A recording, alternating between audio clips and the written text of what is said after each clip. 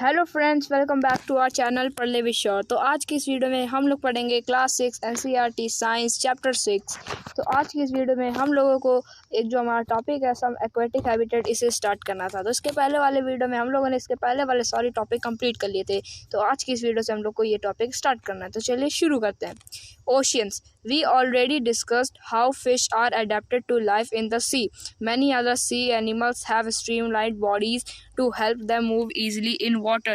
There are some sea animals like squids and octopus which do not have this streamlined shape. They stay deeper in the ocean, near the seabed, and catch and prey that moves towards them. However, when they move in water, they make their body shapes streamlined. These animals have gills to help them use oxygen dissolved in water. There are some sea animals like dolphins and whales that do not have gills. They breathe in air. They breathe in air through nostrils or blowholes that are located on the upper parts of their head. This allows them to breathe in air when they swim near the surface of water. When they can stay inside the water for a long time without breathing. They come out to the surface from time to time to breathe in air. Did you ever see this interesting activity of dolphin in television program or films on ocean life? तो यहाँ पर क्या है कि जो हमारा topic है oceans, इसमें बताया क्या जा रहा है कि हम लोगों ने तो इसके पहले वाले वीडियो में कई वीडियो में हम लोगों ने बात कर चुके हैं कि जो जितने भी जो एनिमल्स होते हैं जो कि पानी में रहते हैं, उन सब की क्या स्ट्रीमलाइन बॉडी होती है। लेकिन कुछ एनिमल्स हैं, वाटर एनिमल्स हैं, जो कि जैसे स्क्विड और ऑक्टोपस, इनकी क्या वो नहीं होती, क्या नहीं होती, इनके स्ट्रीमलाइन बॉडी नहीं होती। तो इसलिए ये लोग क्या करते हैं, ये लोग एक जगह बैठ जाते हैं और एक जगह बैठने के बाद वहाँ पर क्या करते हैं कि जब भी इनके पास कोई ऑब्जेक्ट्स आता है तो वो उसे खा लेते हैं। और जो कुछ एनिमल्स होते हैं जिनके पास तो गिल्स भी नहीं होते, वो जैसे कि शार्क्स और डॉल्फिन्स, इनके क्या होते हैं, गिल्स नहीं होते। तो ये ऑक्सीजन कहाँ से लेते हैं, इनके पीठ में एक नॉस्ट्रल्स या ब्लो होल्स होता है, उससे वो लोग जब भी सरफेस में आते हैं, वाटर के सरफेस में, यानी कि नियर सरफेस, तो वो वहाँ से सांस ले लेते हैं और फिर नीचे चले जाते हैं। तो ये तो हमारे जो ओशियंस है उसकी बात होगी। अब यहाँ पे पॉन्ड्स एंड लेक्स भी हैं, इनके बारे में भी हम लोग बात करते हैं। Have you seen plants growing in ponds, lakes, rivers, and even some drains? Go on a field trip to a nearby pond if possible and try to observe the kind of plant that are seen there. Observe the leaves, stems, and roots of the plant. Some of these plants have their roots fixed in the soil below the water. Soil below the water. Figure 6.9. In terrestrial plants, roots normally play an important role in the absorption of nutrients and water from the soil. However, in aquatic plants, roots are much reduced in size, and their main function is to hold the plant in place. The stem of these plants are long, hollow, and light. The stem grow up to the surface of water while the leaves and flowers float on the surface of water. Some aquatic plants are submerged in water. All parts of such plants are underwater. Some of these parts have narrow and thin ribbon-like leaves. These can bend in the following water. In some submerged plant, leaves are often highly divided, through which the water can easily flow without damaging them. Frogs usually live in ponds. Frogs can stay both inside the water as well as move on land. They have strong back legs that help them in leaping and catching their prey.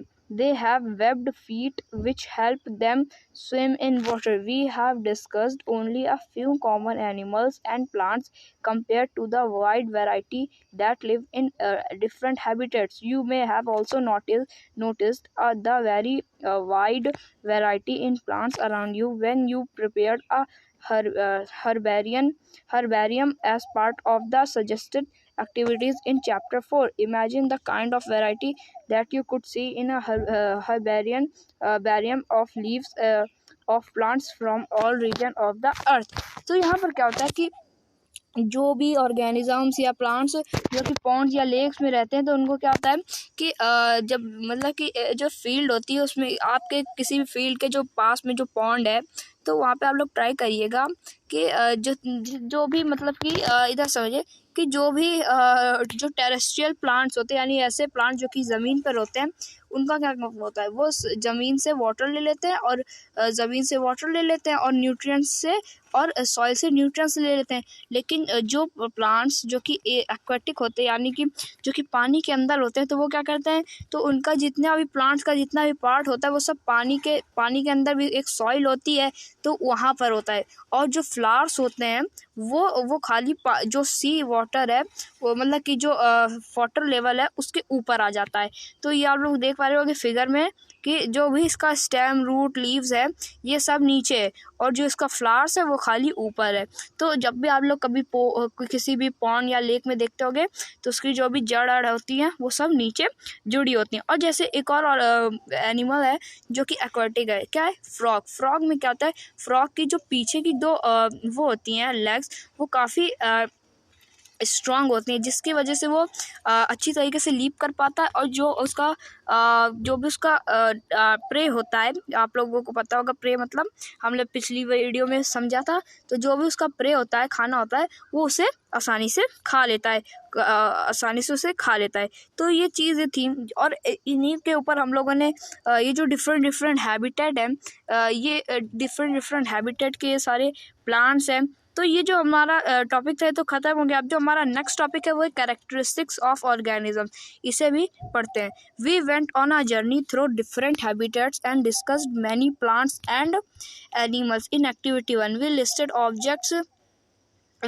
objects, plants and animals found in different surroundings. Suppose we stop a while and think which examples in your list are living. Let us think of examples from a forest: trees, creepers, small and big animals, birds, snake, insects, rocks, soil, water, air, dry leaves, dead animal, mushroom and moss may be only some of the objects that are present in the forest. Which of these are living? Think of objects that you can see around you at this moment and group them as living and non-living. In some cases it is easy for us to know. For example, we know that objects like chair or table are not alive. Paheli was reading this rhyme from Complete Nonsense written by Edward Lear. तो ये क्या है, Edward Lear, Paheli and Bujo found the poem very funny because they knew that chair or a table is not alive and it cannot talk or walk.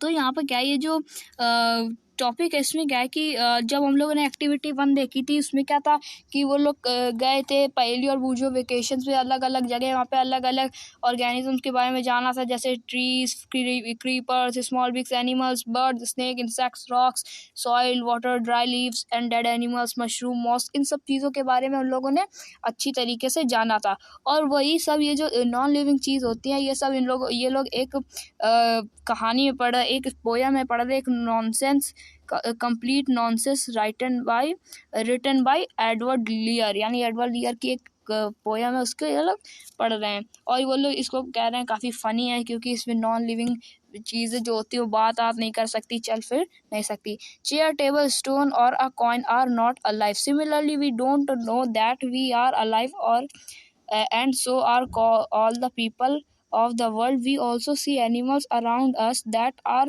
so full of life: dogs, cats, monkeys, squirrels, insects and many others. How do we know that something is living? Often it is not so not so easy to decide. We are told that plants are living, but do not move like a dog or a pigeon. On the other hand, a car or a bus can move. Still, we consider them as non-living.